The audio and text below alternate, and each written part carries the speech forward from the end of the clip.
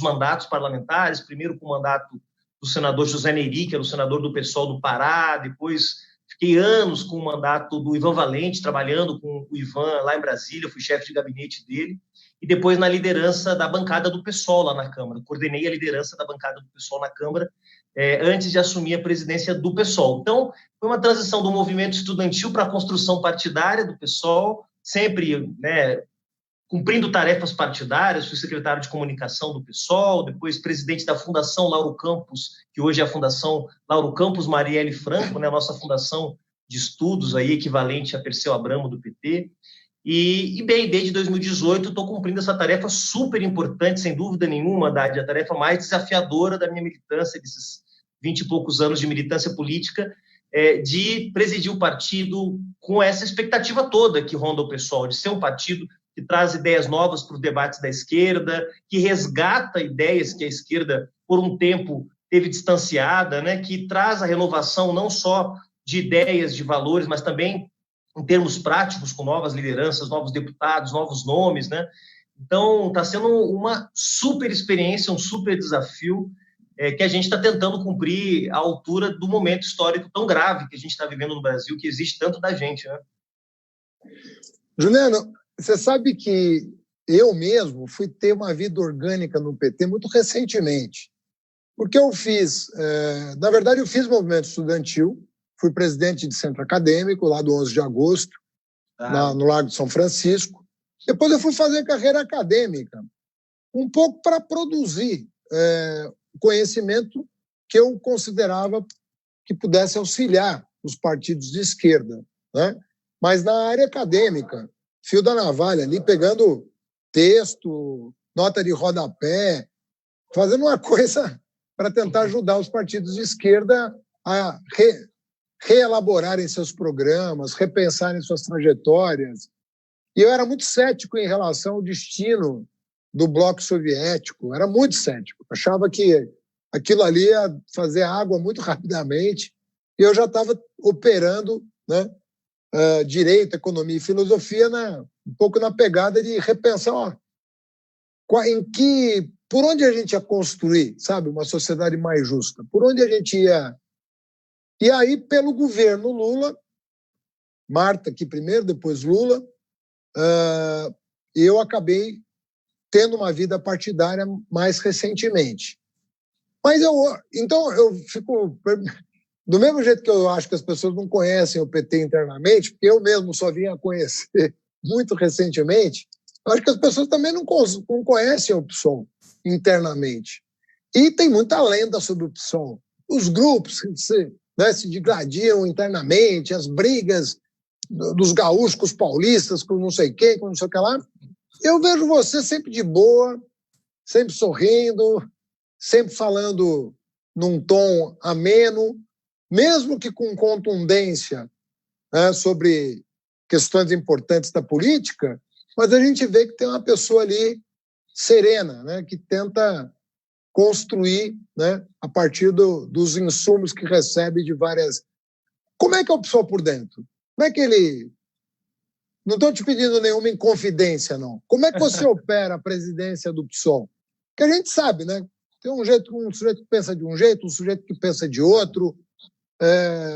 Depois eu vou até explorar uma coisa da qual eu acabei participando, né? Então vou ter que te revelar aqui, você vai ter que responder. mas eu queria que você contasse como é que é torear as disputas, as legítimas disputas internas que existem nos partidos de esquerda em geral, né? Claro. Como é que é isso dentro do PSOL?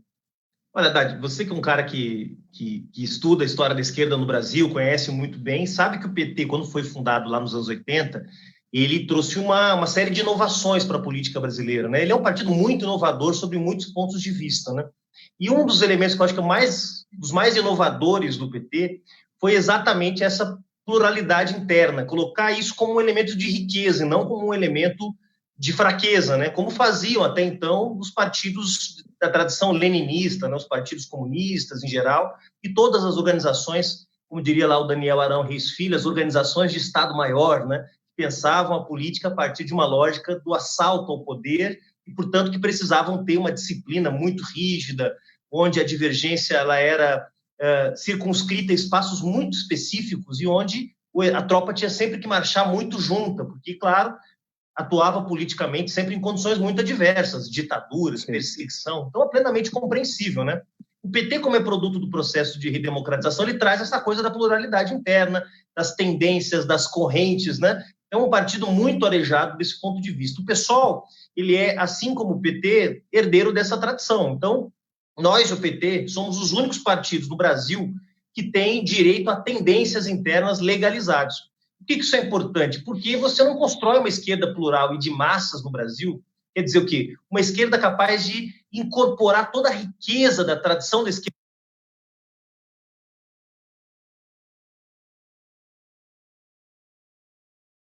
brasileira, que vai do brizolismo, passa pelo nacionalismo de esquerda, que ganhou, a partir do petismo e do próprio lulismo, um elemento adicional, onde tem o socialismo revolucionário, tem reformista de esquerda, tem social-democratas. A gente acha que é impossível viabilizar um partido de massa sem ter direito a incorporar essa pluralidade. Então, o pessoal tem muito trotskista, tem muito leninista, tem reformista de esquerda, tem um bocado de divergência e de pluralidade. Isso, confesso que no começo era mais difícil de administrar. O partido era pequeno, né? Então, nos primeiros anos do PSOL, o peso da luta interna, das divergências entre as tendências, ela tinha uma relevância maior, sabe, Haddad? Agora, nos últimos anos, o PSOL cresceu muito e nesse processo de crescimento vieram lideranças que são frutos de processos que não têm nada a ver com essa esquerda. Na verdade, que tem a ver com o surgimento de uma nova esquerda. Você tem uma Áurea Carolina, em Belo Horizonte, que veio das lutas da periferia, do hip-hop, do feminismo negro. Você tem o Marcelo Freixo, que vem da luta pelos direitos humanos e que coloca os direitos humanos como um elemento central da agenda da esquerda do século XXI, que não vem dessa tradição da esquerda leninista, revolucionária. Então você começa a ter lideranças que vão surgindo. É claro, muitas delas têm referência no leninismo, no marxismo, nas tradições revolucionárias, mas perceberam que, para o momento histórico que a gente vive, nós não estamos diante da possibilidade de uma tomada das massas ao Palácio do Planalto, né? Você imagina o que seria uma vivência como essa no Brasil, né? Então, nós estamos, nesse momento, na verdade, diante da tarefa de construir uma esquerda de massas, que fale com muita gente. O PT cumpriu esse papel por muitos anos e o pessoal quer também colaborar nessa mesma direção, de ter, né, uma esquerda radical, no melhor sentido da palavra, que fale com muita gente. Bom, para isso, não pode ser um partido classicamente leninista ou classicamente trotskista. Então, a gente convive muito, acho que melhorou muito nos últimos anos. Apesar dos nossos debates, assim como o do PT, ele tem um grau de publicidade, né, muito grande. Agora mesmo a gente teve prévias aqui em São Paulo, né? O Guilherme Boulos, que é o nosso principal nome nacional que se construiu recentemente no PSOL, com a Sâmia Bonfim, que é uma deputada federal que ganhou uma projeção muito grande também, com o Carlos Gianazzi, nosso deputado estadual, e fizeram campanha pública nas redes sociais, o debate foi público. Então, a gente não tem... As nossas paredes são de vidro, né? O partido com paredes de vidro, como já disse aí um célebre pensador. Então, eu te diria que já foi mais difícil. Hoje, eu acho que, inclusive, exatamente porque o partido está mais maduro, é possível ter uma liderança jovem que representa essas ideias mais arejadas, vamos dizer assim, que representa esse esforço por conectar o pessoal com toda uma corrente de nova esquerda que está rolando no mundo, com o Podemos na Espanha, com o Bloco de Esquerda em Portugal, com a Frente Ampla chilena, ou seja, posicionar o pessoal nessa onda do mundo todo que surge a partir de uma nova esquerda, que traz ideias novas, que renova ideias antigas e que coloca rostos novos também. Porque não basta você ter ideias novas, né, Haddad? Você sabe disso. É preciso, às vezes, também arejar o debate na esquerda, trazendo novas vozes, né, que são mulheres, que são negros, que são jovens, que são pessoas da periferia, que são sem teto, como o Guilherme Boulos. Ou seja, de alguma forma a gente está se conectando com isso. Não é uma tarefa simples, não vou dizer para você que é um mar de rosas, tem momentos que são mais complicados, que o debate fica mais aceso, mais intenso, mas aprendi aí com os companheiros mais das antigas, né, que você tem que ter paciência, firmeza e flexibilidade para lidar com essa diversidade toda, com essa fauna que é a esquerda no Brasil e que é dentro dos partidos que tem essa pluralidade interna, como o PSOL e o PT, né? E dentro disso, Juliano, não posso deixar de te perguntar, até porque eu já entrevistei o Marcelo Freixo sobre isso, sobre a situação do Rio, né? vocês estavam com a aliança pronta, um candidato testado nas urnas e bem avaliado, né, com desempenho eleitoral sempre muito significativo, com apoio, pelo menos uma parte dos progressistas, né, o PT estava junto, e com alguma chance ali de tentar garimpar o apoio de outros partidos. O que aconteceu no Rio? Qual que é a tua visão? Olha, eu não tenho dúvida de que o Marcelo seria talvez uma das nossas principais, se não a principal candidatura do PSOL às eleições municipais desse ano, né? Ele se tornou uma coisa que nós não temos aqui em São Paulo, Haddad. Quer dizer, teríamos, talvez através da tua candidatura, mas nós não temos aqui um sujeito, uma liderança, um companheiro, uma companheira, que sejam naturalmente o anti-Bruno Covas. E no Rio de Janeiro, o Marcelo se tornou, por ter sido o opositor do Crivella no segundo turno de 2016, o anti-Crivella. Então, ele naturalmente era o candidato das oposições ao governo Crivella, né? E tinha aí condições de partir de um patamar muito avançado já, né, de acúmulo na cidade do Rio de Janeiro para ser o principal adversário do Crivella e colocar aquela cidade tão incrível de volta nos eixos, porque realmente o que o Rio de Janeiro tem vivido nos últimos anos, nenhum carioca, independente das suas posições políticas, das suas crenças, merece passar pelo que está passando no Rio de Janeiro, né? Então, o Marcelo seria, sem dúvida nenhuma, a nossa principal candidatura, talvez, no país e o principal adversário do Crivella. Mas ele sempre colocou uma questão foi muito franco sempre, tanto dentro do PSOL quanto no diálogo com os demais partidos de oposição. Marcelo só seria o candidato de uma frente dos setores progressistas. Ele trabalhou muito firmemente por isso. A gente ajudou na medida do possível, claro, fez aí algumas interlocuções com presidentes, lideranças de outros partidos, mas, de fato, o que estava se cristalizando agora no começo do ano era um quadro de divisão das forças de oposição. Ou seja, a gente teria provavelmente o Marcelo com a Benedita, vamos falar aqui quem seria a chapa, muito provavelmente essa seria a chapa, Marcelo Freixo e Benedita da Silva como vice, né? Essa era o que estava desenhando, e um setor dos partidos de oposição, especialmente os partidos da centro-esquerda, estavam costurando a conformação de um outro bloco, o que é totalmente legítimo, é claro, ninguém é obrigado a estar junto desde o primeiro turno, mas era uma condição para o Marcelo, para ele era muito importante, porque diante do papel que ele tem cumprido, né, como uma liderança que tem trabalhado muito fortemente para construir o diálogo, o entendimento e a unidade da oposição, não ter isso na cidade dele era uma grande derrota para ele. Então, ele sempre deixou muito claro que só seria candidato nessas circunstâncias. Essas condições elas não se deram, lamentavelmente, e aí não estou culpando o partido A, B ou C, às vezes não dá mesmo, né? A gente sabe que as condições às vezes não permitem, né? Mas no caso do Rio, ele sempre colocou, eu acho que é muito legítimo, sabe, Haddad? O pessoal ficou, às vezes, chateado, puxa, mas o Marcelo era a nossa melhor chance, o cara que estava na crista da onda, e continua na crista da onda, como uma das principais lideranças da esquerda brasileira, mas eu conversei muito com ele, a gente tem uma relação de camaradagem, amizade, e confesso que, apesar de, obviamente, preferir que ele fosse candidato, mesmo sem a unidade da esquerda plena, vamos dizer assim, eu compreendo ele, porque o trabalho que ele está fazendo hoje em Brasília é muito importante. O Marcelo se tornou, em 2 anos como deputado federal, um dos principais deputados do país e uma das principais vozes de oposição ao Bolsonaro, né? Então, realmente, deixar o mandato em Brasília, ou correr o risco de deixar esse mandato para governar a partir de uma aliança muito, muito estreita, muito restrita, era algo que, para ele, não o satisfazia e não estava de acordo com aquilo que ele tem defendido, né? Conversa muito contigo também, eu sei que vocês compartilham também dessa mesma visão, que também é a minha, que também é a nossa no PSOL.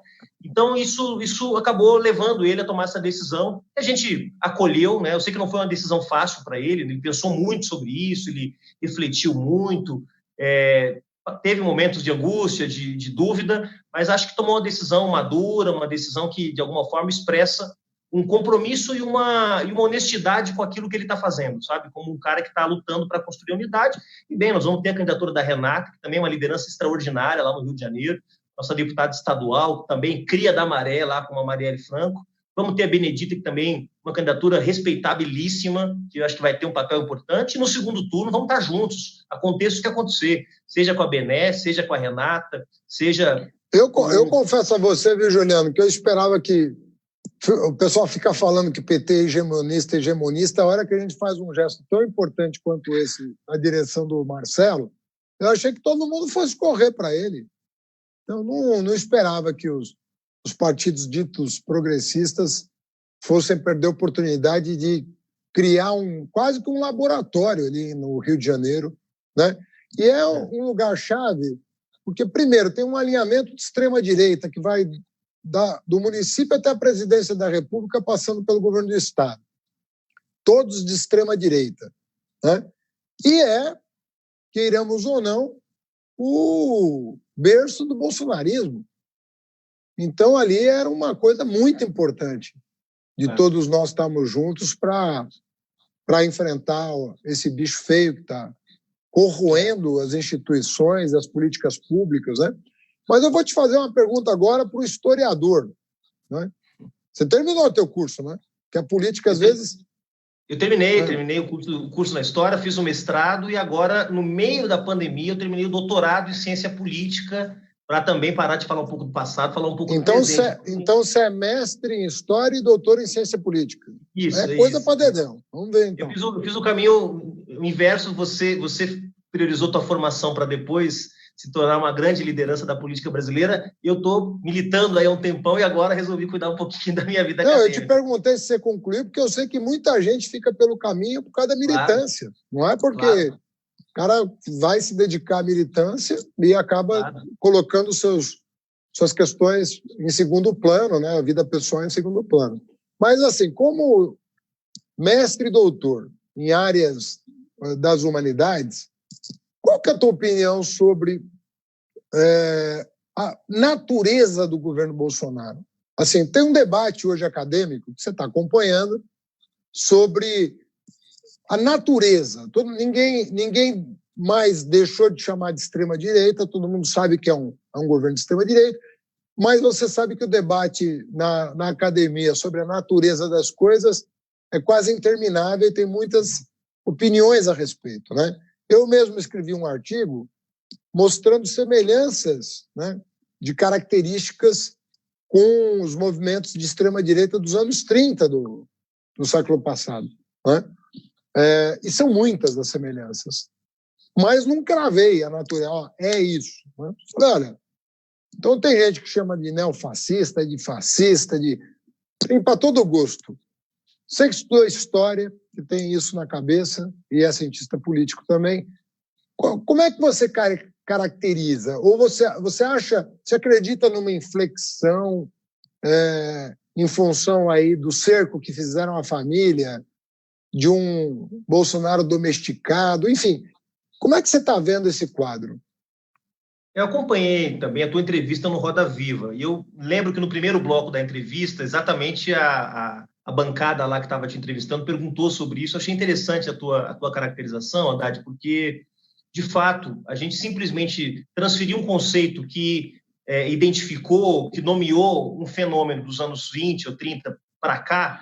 Você eventualmente pode perder a riqueza dos detalhes, vamos dizer assim, e o diabo mora nos detalhes, do que nós estamos vivendo hoje. Então, eu acho que caracterizar o que é essa onda de extrema-direita no Brasil e no mundo é muito importante, porque se nós fizermos uma caracterização inadequada e simplesmente associarmos automaticamente, eu sei que não foi isso que você fez, mas tem gente que está fazendo isso direto, a fenômenos do passado, a gente pode perder um pouco a dificuldade, a riqueza, né, ter dificuldade de entender o fenômeno. Eu acho que a onda de extrema-direita que nós estamos vivendo no mundo, e também no Brasil, está intimamente ligado com uma crise sistêmica que tem duas principais expressões. Uma, a crise da globalização neoliberal, ou seja, a incapacidade dessa globalização feita para servir os mercados, o capital financeiro, a integração via mercados, mas nunca a integração dos povos, a integração dos serviços, a integração dos estados para garantir serviços públicos de qualidade.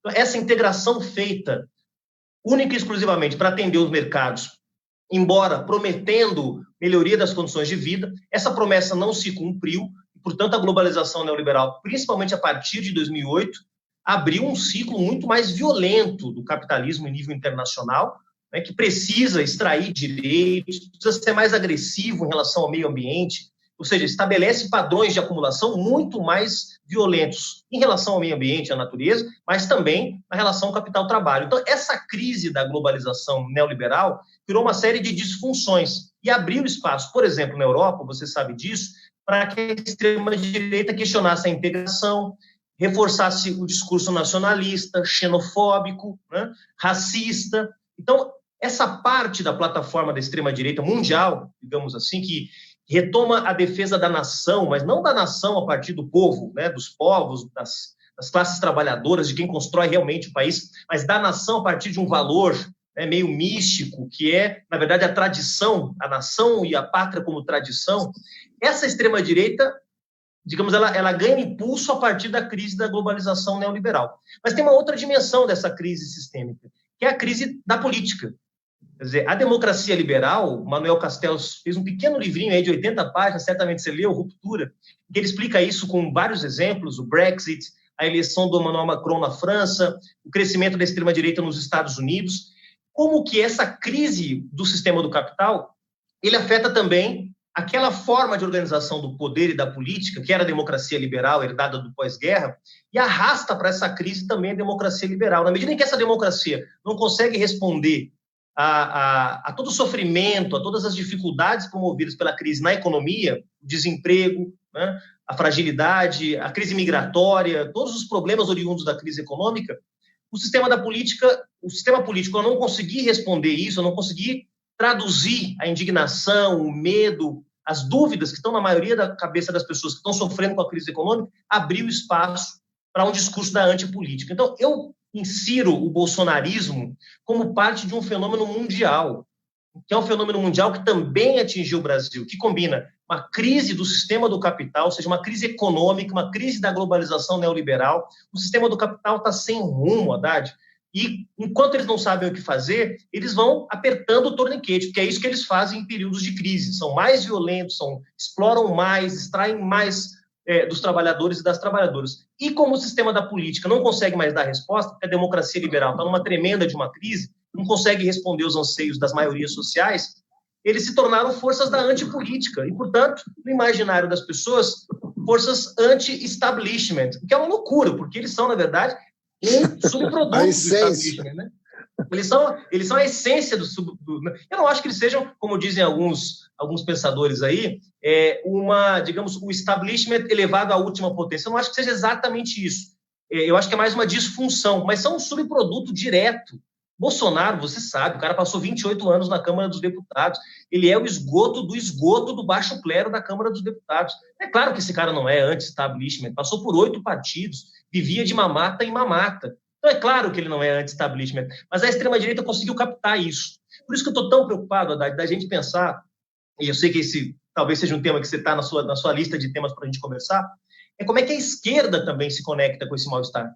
Porque nós estamos precisando também de uma esquerda que seja crítica à globalização neoliberal, claro, e crítica também ao sistema político. Nós precisamos de uma esquerda um pouco mais conectada com esse mal-estar do nosso tempo, da nossa ordem, uma esquerda um pouco mais indignada, uma esquerda um pouco mais disposta a fazer a luta num outro patamar também, sabe? Me parece que a extrema-direita conseguiu perceber isso antes da gente, mas eu não tenho dúvida, o bolsonarismo é parte de um fenômeno mundial. E mesmo que ele faça um acordo com o Centrão agora, esse acordo ele é frágil, ele é transitório, e eu acho muito pouco provável que ele seja duradouro, porque a extrema-direita no Brasil, como em qualquer lugar do mundo, precisa do conflito, precisa da violência, precisa ativar permanentemente o ódio e o preconceito, e é assim que o bolsonarismo se move. Então, um bolsonarismo domesticado seria um Bolsonaro sem bolsonarismo, praticamente. Né? Então, mas aí eu vou te fazer uma provocação histórica também, para saber o que você pensa sobre o que eu vou dizer, que é o seguinte: se pegar o tempo que eu era estudante, né, secundarista, você tinha 3 blocos, até impropriamente chamado de primeiro, segundo e terceiro mundo, não tinha nada a ver isso aí. Depois isso tudo foi reconceitualizado. Mas o pessoal dizia o seguinte: olha, você tem os países do centro, os países pioneiros do capitalismo, que são países social-democratas. Então, tem diferenças entre eles, mas todos estão buscando, via fundo público, oferecer uma série de serviços públicos essenciais que podem ser caracterizados como salários indiretos, que complementam a renda do trabalhador, de saúde, educação, previdência, segurança pública, assim por diante. Você tem os países do leste, que é o bloco socialista, comunista, como queira chamar, mas é um bloco soviético, que está se desenvolvendo num outro padrão, não é o padrão ocidental, mas está se desenvolvendo com um torque estatal muito forte, né? E regimes políticos mais autocráticos, menos permeáveis e tal. E você tem o desenvolvimentismo, o chamado desenvolvimentismo, que também tinha, pelo menos, não era uma vertente só, assim como a social-democracia. Tinham várias social-democracias no mundo, tinham vários desenvolvimentismos. O mais eficiente deles, né, o pessoal falava, o da Ásia, Japão, Coreia, Taiwan, Hong Kong, agora depois Malásia, etc. E tinha o desenvolvimentismo latino-americano de matriz mais prebichiana, mais cepalina e tudo mais. De alguma maneira, um cara progressista nesse tempo estava confortável porque ele era uma dessas três coisas. Né? Isso tudo ruiu. Isso tudo ruiu. Né? De repente, esse cara que estava meio confortável, com três alternativas, ficou sem nenhuma. E o que aconteceu depois foi que o neoliberalismo, né, que se impôs no mundo inteiro, né, também ruiu em 2008. Então, hoje nós estamos num cenário Mad Max da política, assim, sabe, uma terra devastada, ninguém sabe para onde olhar, qual carro pegar, o que comer, tá? Então, sabe, um Deus dará nessa história. Projeto mesmo, assim, qual é o projeto que está sendo debatido? Projeto civilizatório, assim. Projeto de emancipatório, vou dizer melhor, emancipatório. Qual é o projeto emancipatório que está no horizonte da esquerda e da direita? Não é só a esquerda, não. A direita também está com problema. A esquerda liberal está com muito problema. Claro. Mas não está conseguindo entregar também. Então, você tem um cenário aí muito complicado. Então, diante disso, né, primeiro, como é que você vê a esquerda, como é que a esquerda tateia um programa que leve em consideração esse desastre tudo que está acontecendo, né? Em segundo lugar, você acha que uma eventual derrota do Donald Trump pode ter um significado para além das fronteiras americanas que sinalizem para o mundo a necessidade de uma repactuação, como aconteceu em outros períodos da história da humanidade? Eu acho que nós estamos exatamente diante desse desafio, de dar essas respostas aí, porque, como diria o Gramsci, nós estamos vivendo o interregno, né? Onde o velho está numa crise terminal e o novo ainda não surgiu, né? E é no interregno que surgem as formas mórbidas. Então, aí as formas mórbidas, né? Governando o Brasil, governando a Turquia, governando a Índia, governando os Estados Unidos, as formas mórbidas chegaram ao poder, cara, porque é no interregno que surgem as formas mórbidas, diria Antônio Gramsci. Então, eu acho que nós estamos exatamente nesse intervalo, tá? E, de fato, tem uma era histórica que ficou para trás, né? A tentativa de colocar algo no lugar, algo realmente global no lugar, que era a globalização neoliberal, não deu certo.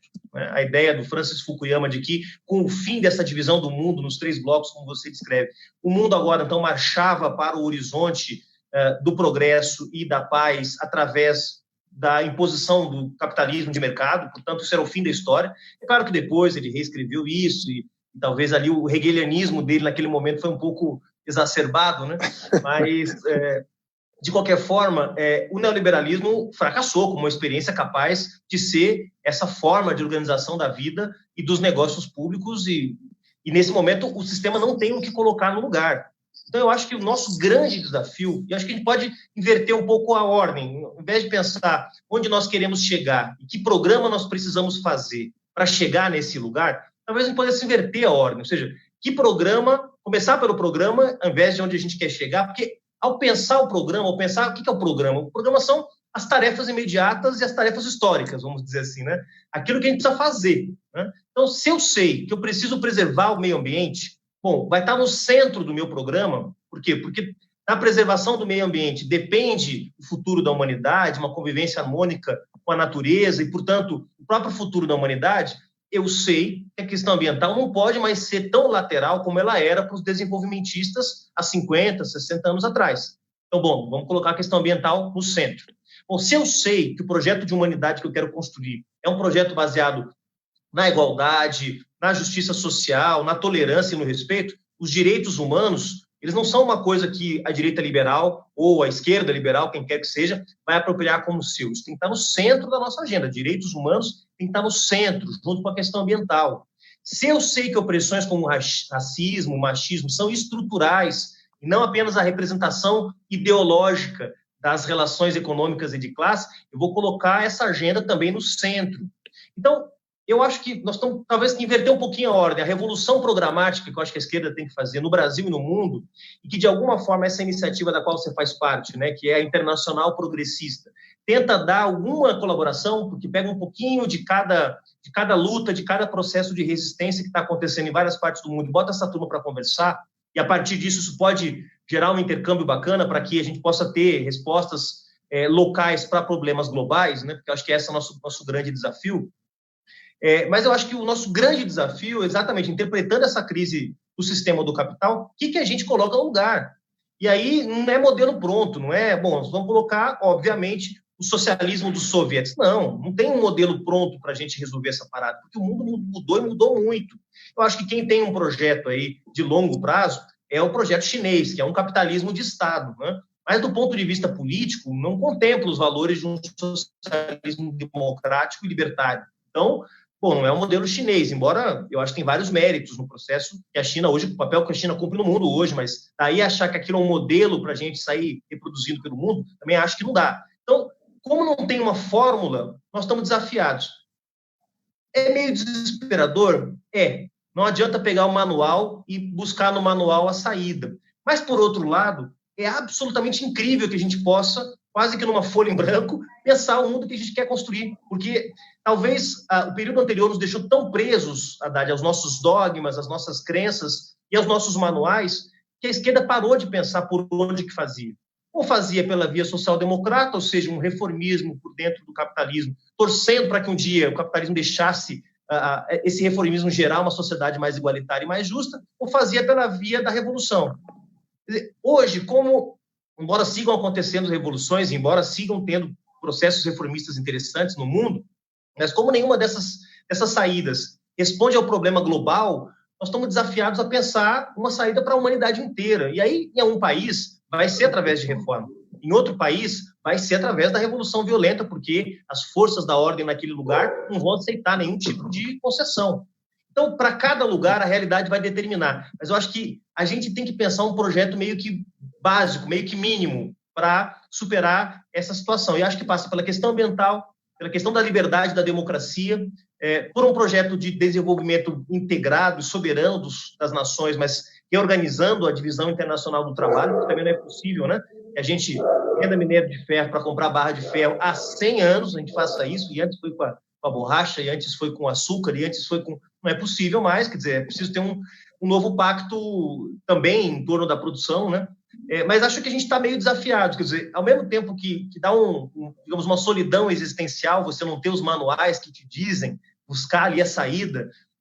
Não sei se você lembra de um livrinho do Stanley Moore que falava as 3 táticas marxistas, né? Era um livrinho que ele explorava, você tem 3 saídas para fazer o socialismo no mundo, é simples, né? Você tem a via soviética, você tem a via da Iugoslávia, né? A via do industrialismo do Tito, e você tem a via chinesa, escolham, meus amigos. Então, era uma coisa meio, tinha um manual de como fazer, né? A gente, como aquele mundo não existe mais, nós estamos vivendo um mundo pós-industrial, com todos os impactos que isso nos traz, né? A gente, de alguma forma, também está desafiado a responder. Nós vamos conseguir. Eu estou otimista que tem muita gente pensando, muita gente colocando a sua energia nisso. No Brasil, há um tempo atrás, a gente tinha pouquíssimos economistas se dedicando no debate público para fora a pensar um modelo novo de organização da nossa economia, da nossa inserção no mundo do trabalho. Hoje tem um monte de gente, agora com as lives, toda hora eu descubro alguém, um economista novo, uma economista que está fazendo uma live, debatendo, resgatando o Celso Furtado, reinterpretando e tal. Tem muita gente fazendo. Eu acho que daqui a pouquinho a gente vai chegar nas respostas e vamos trocando. Vai ter muita gente pensando sobre isso fora do Brasil, na Europa, na Ásia. A gente tem que estar com o nosso radar aberto e acho que trocando um pouquinho com todo mundo. E sobre o Trump, acho que a resposta é óbvia. Deixa eu agregar uma coisa a essa questão do Trump. Porque vou colocar duas questões adicionais, mas vinculadas a isso que você já falou. A primeira delas é o seguinte: eu nunca pensei que um empresário, né, com a visibilidade que tem o Elon Musk, da Tesla, fosse capaz de dizer, para quem quisesse ouvir, que de fato aconteceu um golpe na Bolívia por causa do lítio, que ele produz bateria, vai produzir bateria com lítio boliviano, e que é isso mesmo.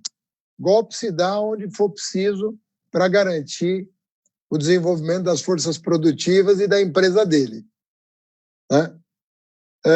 Então, a primeira pergunta é sobre o Trump, sobre se faz diferença ter um democrata ou um republicano quando os imperativos da acumulação de capital ditam as regras nesse nível, de dizer quem vai governar ou não uma nação soberana, né? E segundo ponto, pelo menos a gente achava que era, né? Enquanto o Evo estava lá, era, né? O segundo ponto é a questão do mundo do trabalho. Porque nós estamos chegando num nível de mecanização da produção. Está acontecendo com a indústria, Juliano, o que aconteceu com a agricultura. Durante o século passado, a população agrícola foi sendo substituída pelas máquinas, né? Os arados mecânicos, as debulhadoras. Hoje você tem 3, 4% da população produzindo milhões, centenas de milhões de toneladas de alimentos, né? E tudo isso com técnica, né? Você tem a terra lá, você produz.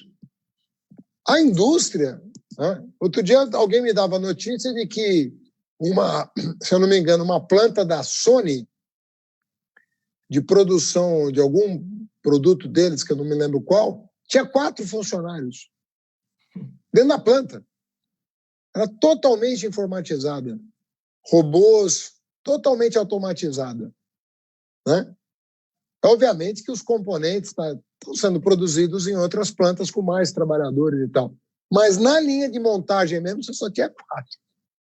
Entendeu? Então tem um processo de informatização que também chegou aos serviços agora, né? Por exemplo, quantas pessoas vão a livrarias hoje, tendo os aplicativos de aquisição de livros disponíveis? Pô, eu compro todo dia, eu compro um livro.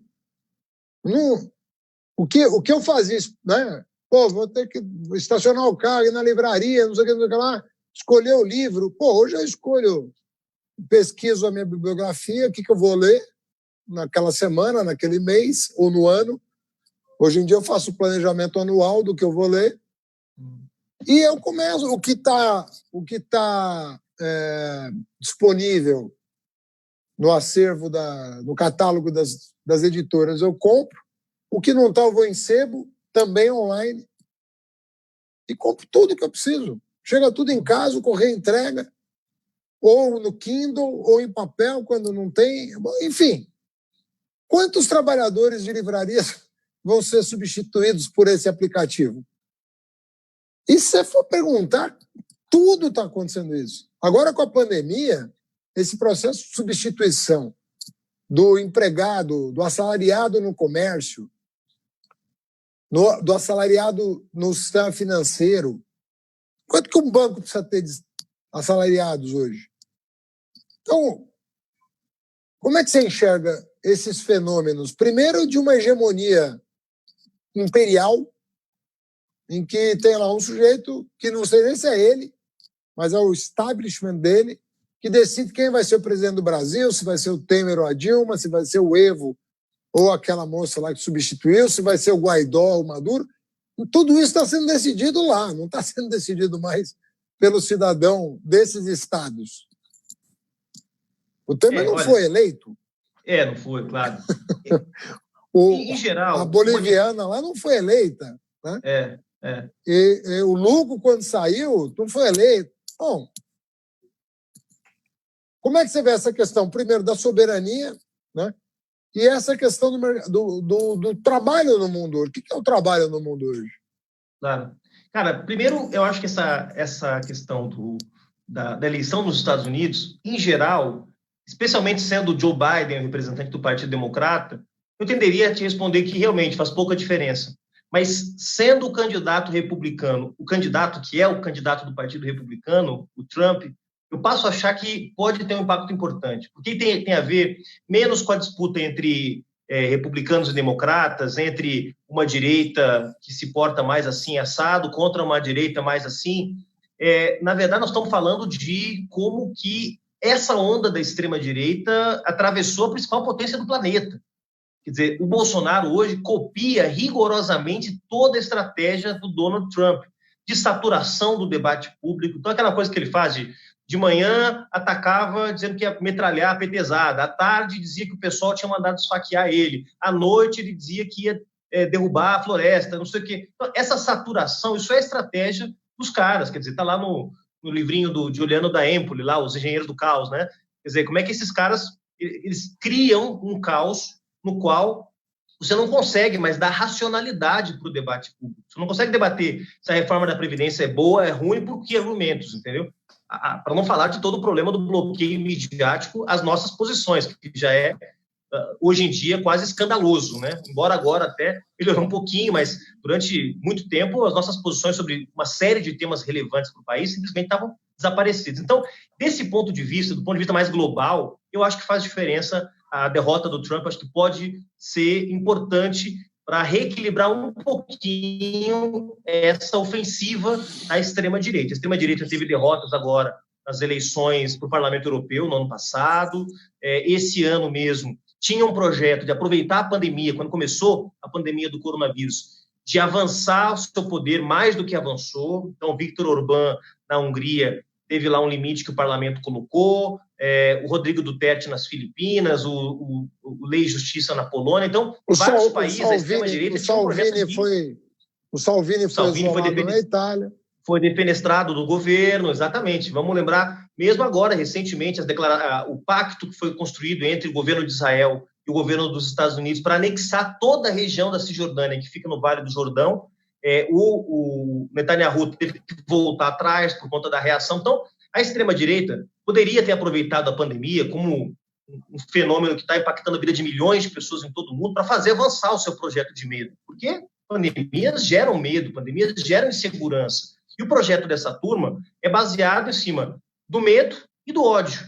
O medo, que é o medo de perder a vida, então é o medo mais primário que os seres humanos têm, né, Haddad? Quer dizer, o medo do imigrante, é o medo da violência urbana, é o medo do desconhecido. Então, eles mobilizam esse medo em torno do seu projeto autoritário e mobilizam o ódio. O ódio a quem? O ódio às mulheres que estão se empoderando, por isso eles têm mais apelo entre os homens, o ódio aos imigrantes, porque os imigrantes vão vir e vão tirar o meu trabalho, alterar meu modo de vida. Então, eles mobilizam essas duas coisas. Você não ter um presidente dos Estados Unidos permanentemente mobilizando o ódio e o medo, isso é positivo. Isso, digamos, para o debate de rumos da humanidade, coloca a discussão em outro patamar. Tá? Ainda que, obviamente, por você, o Joe Biden não me provoca nenhum tipo de empolgação especial. Pelo menos essa dimensão regressiva, né?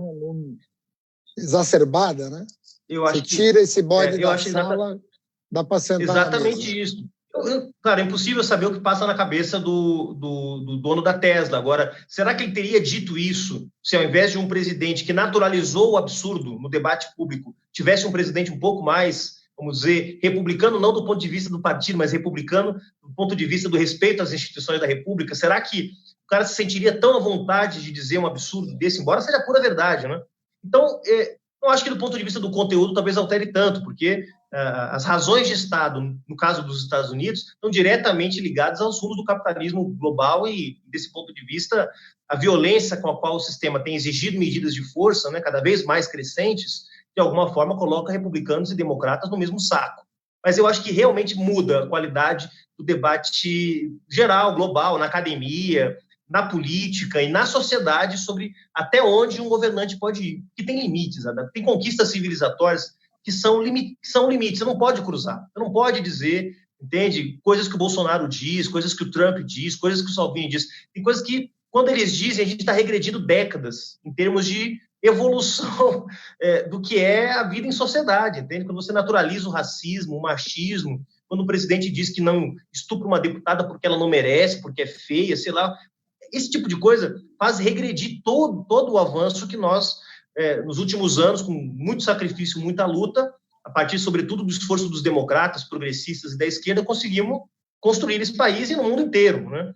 Então, eu acho que, sim, faz diferença. Vou torcer vividamente pela derrota do Trump, embora eu não acho que o Joe Biden realmente seja nada nem parecido com o que seria, por exemplo, o governo do Bernie Sanders, que aí viraria o pêndulo para o outro lado, realmente colocaria o debate sobre rumos da humanidade no outro lugar e realmente nos permitiria fazer uma discussão de para onde que o mundo tem que ir sobre outras condições, né?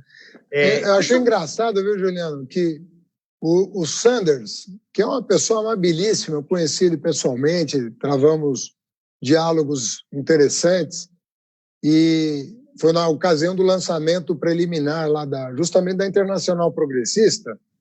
O Sanders, a principal bandeira dele era um SUS. Era essa a principal bandeira dele. Exatamente. Era um SUS. E a direita brasileira tomava o Sanders como um cara muito radical. Não, eu lembro, Gil. Você tinha articulistas da Globo News que colocavam o Sanders e o Trump no mesmo patamar, cara. Era um negócio que além de... Como eu e o Bolsonaro, né? Exatamente, como fizeram exatamente com você no segundo turno. Quer dizer, além de pouco honesto, é uma coisa que revela uma certa ignorância, né? Porque, na verdade, o sujeito é um social-democrata, ele está defendendo uma plataforma que, digamos, 60 anos atrás, seria a plataforma de todos os países europeus e do próprio talvez, do próprio partido dele, né? Nos Estados Unidos. O Roosevelt defenderia isso. Não é à toa que eles estão recuperando a ideia de New Deal, né? Aliás, agregando o adjetivo Green New Deal, né? Que é justamente a ideia de também pensar a questão da transição ecológica e tudo mais. Agora, Juliano, a esquerda, o PT também, viu? Mas o PSOL mais, eu acho, acabam recebendo muitas críticas por terem também absorvido nos seus programas o que eles chamam de questões identitárias.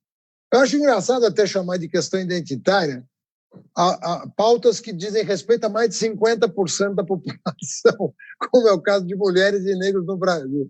Mas vamos lá, deram esse nome. Eu queria que você falasse em que pé está esse debate dentro do PSOL, ponto 1. E ponto 2, como no PSOL essa questão do uso da religião na política está sendo visto como desafio. Porque uma questão é assim, você defender liberdade religiosa, o que exige até uma postura proativa do Estado.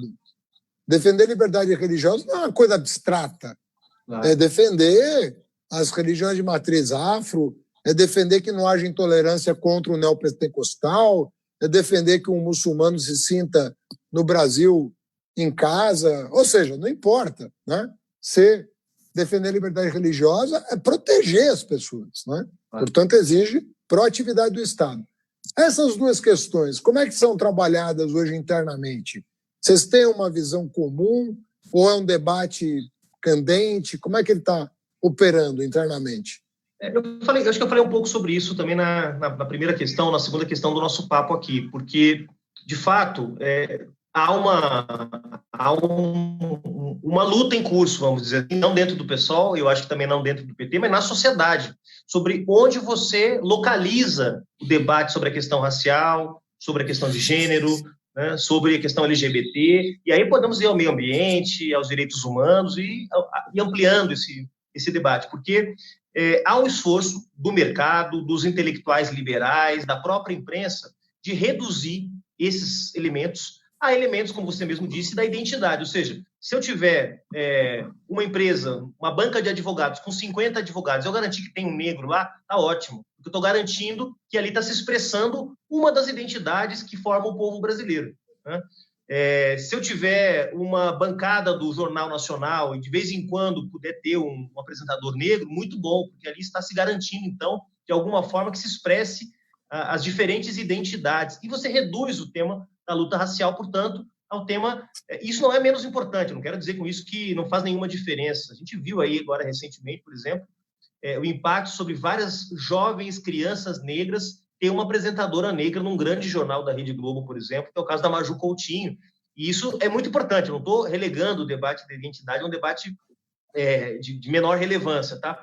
Mas o que eu quero dizer é que nessa disputa, o mercado, os liberais e a grande imprensa buscam interditar o debate de fundo, que é o racismo, ele é estrutural no Brasil, e como qualquer outra sociedade de natureza colonial, né, que tem na sua origem a empresa colonial como pecado fundador, digamos assim, e, portanto, o racismo aqui é um elemento estrutural. O racismo, ele está de braços dados com o capitalismo. Isso no pessoal está muito bem resolvido. Quer dizer, como um partido que tem um peso grande de tendências, de intelectuais, de pessoas, de negros e negras, de tradição marxista, né?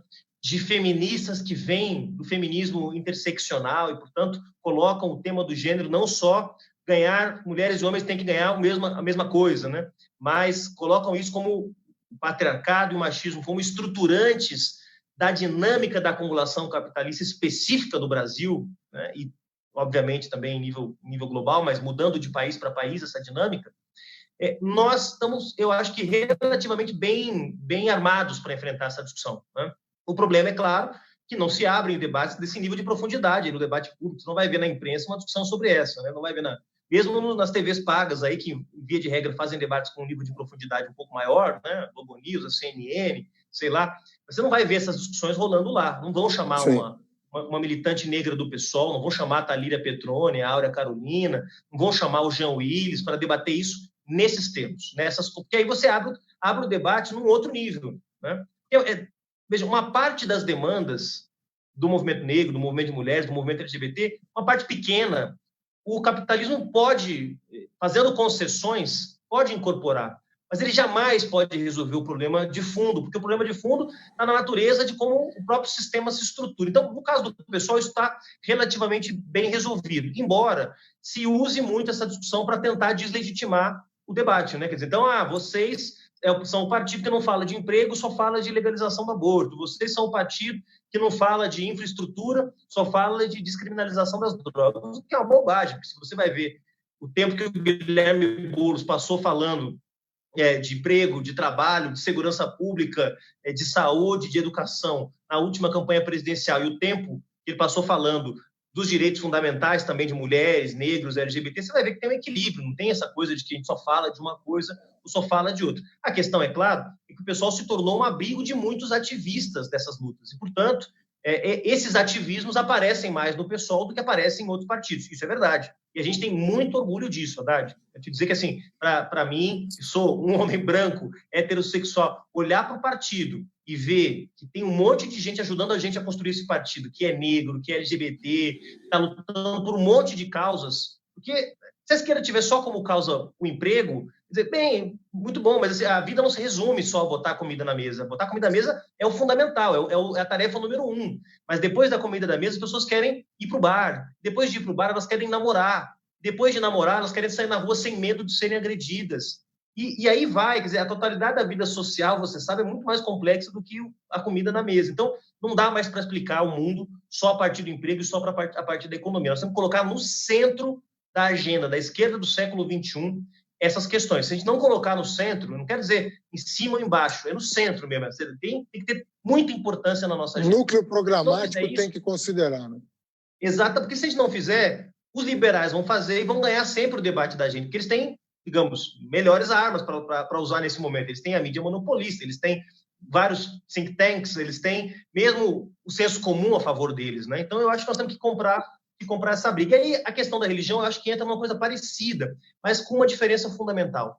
Porque quando a esquerda impulsionou o processo de redemocratização do Brasil, dos anos 80, sobretudo a partir da fundação do PT, da CUT e do MST, havia uma forte presença de lideranças religiosas, militando ombro a ombro na fundação do PT, do MST, da CUT. E eu acho que, como fenômeno global da implementação do neoliberalismo, houve uma regressão do nível de consciência das classes trabalhadoras como um todo.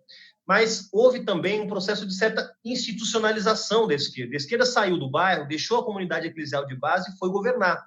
Foi muito importante, porque governar ajuda a melhorar a vida das pessoas também. Aliás, ajuda a governar ajuda a melhorar mais rápido do que, às vezes, você ficar em certos trabalhos comunitários que levariam muito tempo para produzir resultado.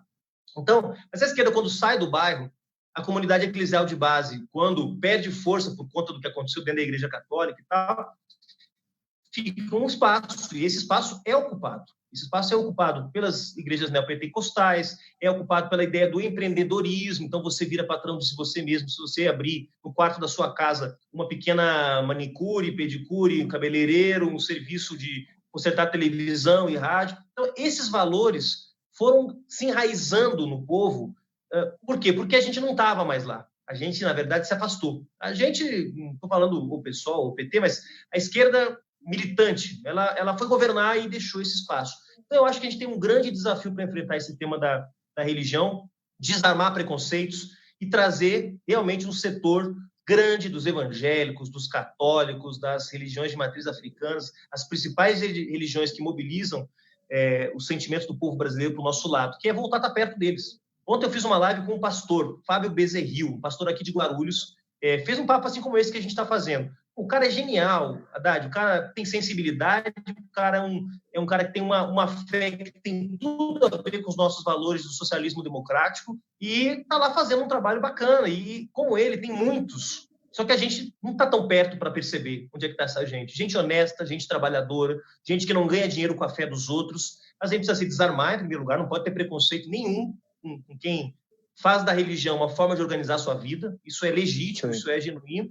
E nós temos que estar perto das pessoas. Porque se a gente estiver perto, você acha que alguém que te conheça, Haddad, vai acreditar nas mentiras que falaram de você na campanha de 2018? É claro que você não pode estar em todos os bairros de todas as periferias do Brasil, mas se vários Haddad, se vários Julianos, se vários Bolos, se várias Manuelas, se vários trechos, a gente se multiplicar, estiver perto das pessoas, eu acho que tem como virar esse jogo, viu? Pode ser parecer um pouco de otimismo da minha parte, mas eu acho que a religião pode ser um potente instrumento de mobilização de sentimentos que tem tudo a ver com o que a gente defende. Se você for ver, por exemplo, o caso do Oriente Médio, esses movimentos que ganharam, estou falando dos movimentos sunitas fundamentalistas, do terrorismo, mas se você pegar a Irmandade Muçulmana, se você pegar os grandes movimentos muçulmanos que surgiram, não estou aqui nem fazendo propaganda nem defendendo, mas eles conseguiram articular uma forte presença do trabalho comunitário, eles faziam casamento, eles faziam assistência social, eles botavam os casais que brigavam para conversar,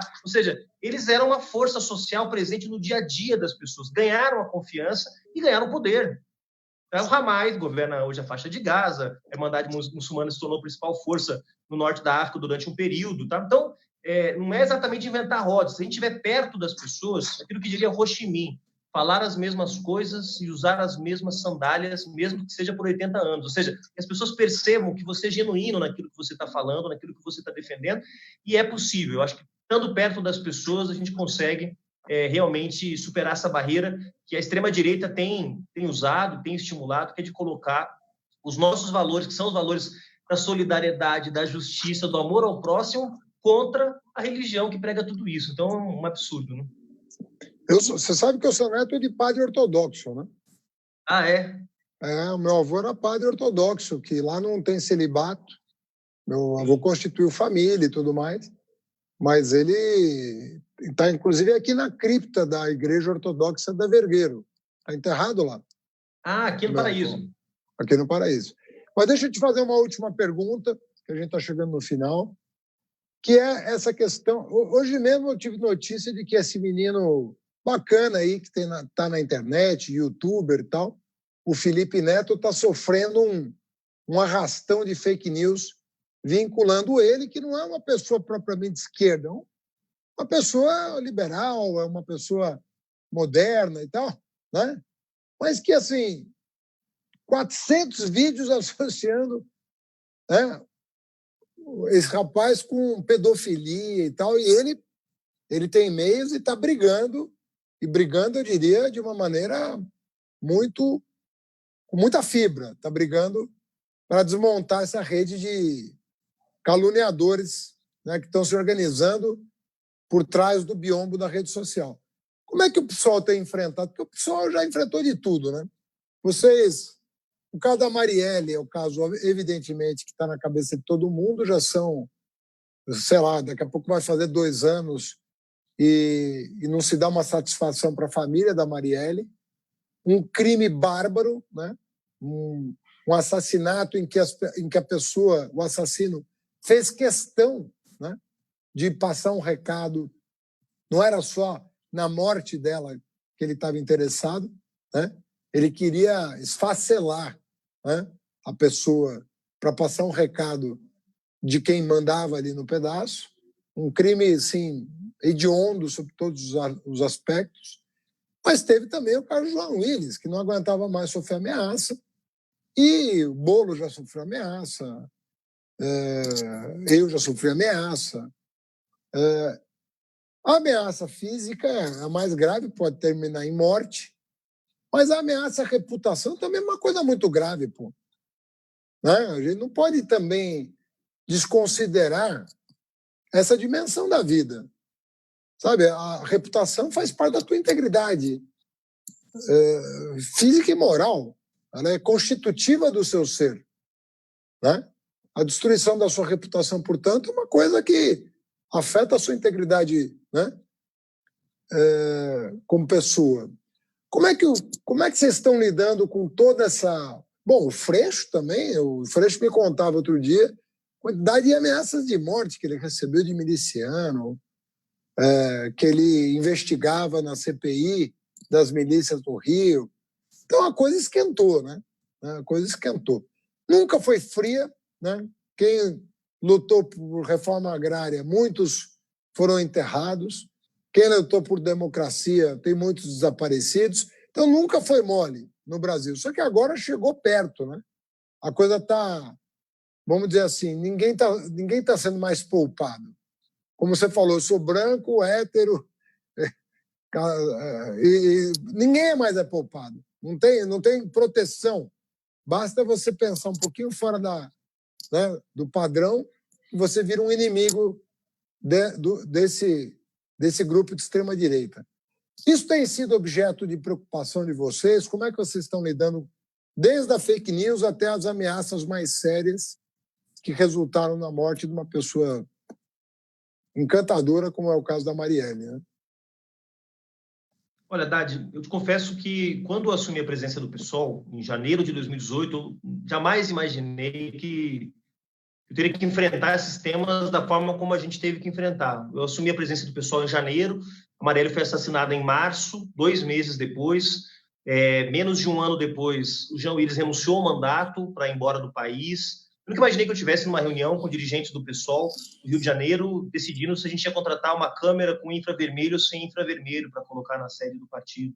Se a gente ia contratar o carro blindado para os deputados no Rio ou em Brasília. Desde questões que não estavam colocadas. Eu acho que isso tem a ver, primeiro, com uma certa subestimação que 13 anos de governo progressista, eu acho que de alguma forma trouxe uma certa subestimação da violência política no Brasil. A direita no Brasil ela é violenta, ela tem um ethos, que é o ethos, como já disse, da natureza colonial, do nosso processo de formação social, portanto, é muito racista, é muito machista. Eu não tenho dúvida de que a escolha da Marielle para ser a vítima desse crime tem a ver também com esses elementos, né? Tem a ver com escolher uma vereadora negra, mulher, que incomodava muito na Câmara. Então, esse ódio, que é um ódio da Casa Grande contra um pobre, ou contra, nesse caso, uma pobre que ocupava um lugar de poder, mobilizou ao ponto de milicianos, que esses caras ganhavam dinheiro, na verdade, esses caras têm negócio, esses caras são milionários, moravam no condomínio do Jair Bolsonaro, condomínio que, no mínimo, é o condomínio de um deputado federal, hoje presidente da República, né? Esses caras arriscaram muito para assassinar a Marielle e fizeram isso porque realmente odeiam o PSOL, odeiam a esquerda e odiavam aquela mulher negra da periferia que estava ocupando um lugar que na cabeça deles ela não podia ocupar. Então, eu jamais imaginei que eu fosse viver tudo isso nesses quase 3 anos de presidência do PSOL, porque realmente... e aí, a prisão do Lula, que não, né, não é um companheiro do meu partido, mas que também, de alguma forma, expressa essa disposição das elites no Brasil de levarem a sua violência às últimas consequências. Prender sem provas um ex-presidente da República com mais de 70 anos, assassinar uma vereadora, criar um inferno na vida de um deputado para que ele vá embora. Então, eu acho que a gente subestimou um pouco a violência das elites no Brasil. Elas vieram com tudo, porque quando a crise chega no Brasil, digamos assim, que primeiro é uma crise em torno do fundo público, né? Como é que você usa o dinheiro que o Estado arrecada, se é para salvar a empresa, ou se é para salvar o trabalhador. Para resolver esse impasse, tira a Dilma para não correr nenhum risco. Apesar de que a Dilma estava fazendo um ajuste fiscal também, ao qual nós tínhamos crítica na época, mas ali tirar a Dilma era garantia de que não ia ter concessão nenhuma para a CUT, para o MST, para o PSOL, para essa turma da esquerda que ficava ali cobrando, enchendo o saco da Dilma. Então, faz isso. Só que depois que os caras, digamos, tomaram o controle do fundo público, com o Michel Temer, com o golpe, eles precisavam, de alguma forma, conter a gente. Então, precisava fazer o que fosse necessário para nos segurar. E aí vem essa máquina das fake news, que eu acho que é a forma de violência atual predominante, que é violência simbólica, na maior parte dos casos, né? Mas ela cria um ambiente para violência física, porque cada vez que milhões de pessoas vão para as redes... Não são pessoas, né? Milhões de robôs vão para as redes sociais associar o pessoal à pedofilia, aumentam as chances de que eu, como presidente do PSOL, ao sair de um evento, ao sair de um curso de formação, ao sair de uma reunião com a militância, seja vítima de um fanático de extrema-direita que acha que o meu partido está difundindo fake news, o cara tem uma arma guardada em casa e resolve me dar um tiro na rua. Então, essa violência, que é predominantemente simbólica, ela cria as bases da violência real, da violência política real. E como nós estamos nesse momento do interregno que a gente falava, ou seja, é um momento em que as elites ainda não sabem muito para onde ir, elas estão armadas política, ideológica e economicamente para fazer o que for preciso. Isso é muito, muito perigoso. Infelizmente, militarmente também, né? Militarmente.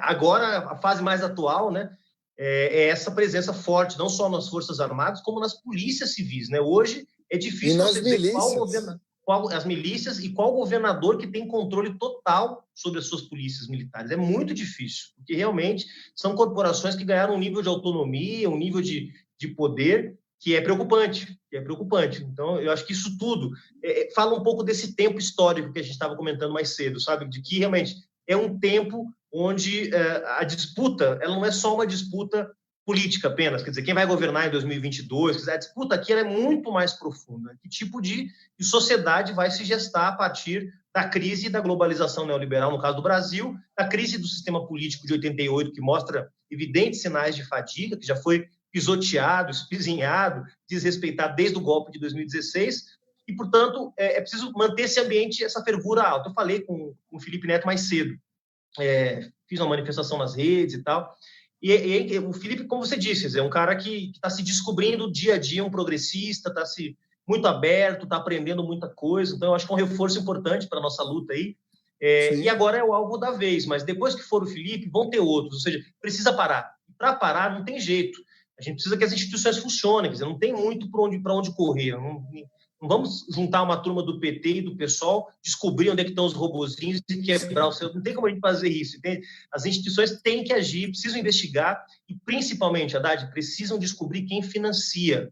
Follow the money, ou seja, descobre quem é que está pagando esse negócio, porque é caro. É muito dinheiro. É caro fazer uma máquina para te atacar como te atacaram em 2018. É caro fazer uma máquina de ataques ao João Íris, como fizeram. E é caro fazer isso. Quer dizer, então tem que descobrir quem está financiando. Tem reportagem de montão, tem investigação independente já por aí, que já dá muitas pistas. E eu espero que o STF, com todas as questões, com todos os limites que tem as instituições no Brasil, mas que elas permitam que a gente não vá para o caminho da barbárie. Porque esse processo ele prepara o caminho da barbárie. Quer dizer, é intolerante, noite dos cristais, é disso que você está falando aqui, entende?